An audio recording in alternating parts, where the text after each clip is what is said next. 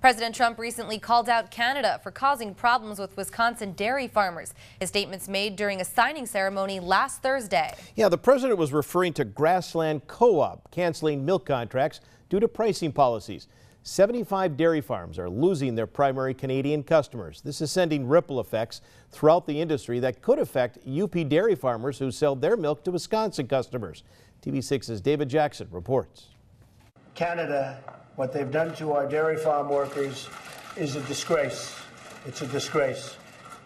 UP farmers say the problem did not happen overnight, and Canada isn't necessarily the primary antagonist. 2 years ago, the stage was set for the market to be flooded. A lot of countries like EU, European countries, and Canada just lifted their quotas. The United States their co-ops are talking about putting quotas back on to try to get the milk production down. Those quotas limited production, which provided U.S. dairy farmers with a solid base price. Without those limits, the Canadian market was flooded with locally produced product, removing the need for Wisconsin milk. Prices for raw milk plummeted around the same time, forcing dairy farmers all over the U.S., including the UP, to increase production in order to keep their sales level. The big farmers that are milking 5,000 cows that are going to 7,000 cows, and that's happening in Wisconsin. That's not helping.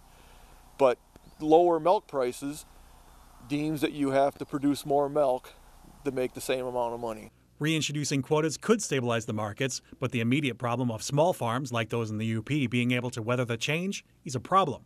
We're not like a grain farmer or a corn farmer. Somebody that does small, grains can store their product in a bin and wait for the price to go high. Our milk is produced and then it has to be bottled within 48 hours or it's no longer any good. According to dairy farmers, those 75 Wisconsin farmers will ultimately be kept afloat with government subsidies, but they all agree. Consumers ultimately decide what businesses survive. It comes down to consumers and what they want. If they support the big guys, then the little guys fade away. In Scandia, I'm David Jackson for TV6 News.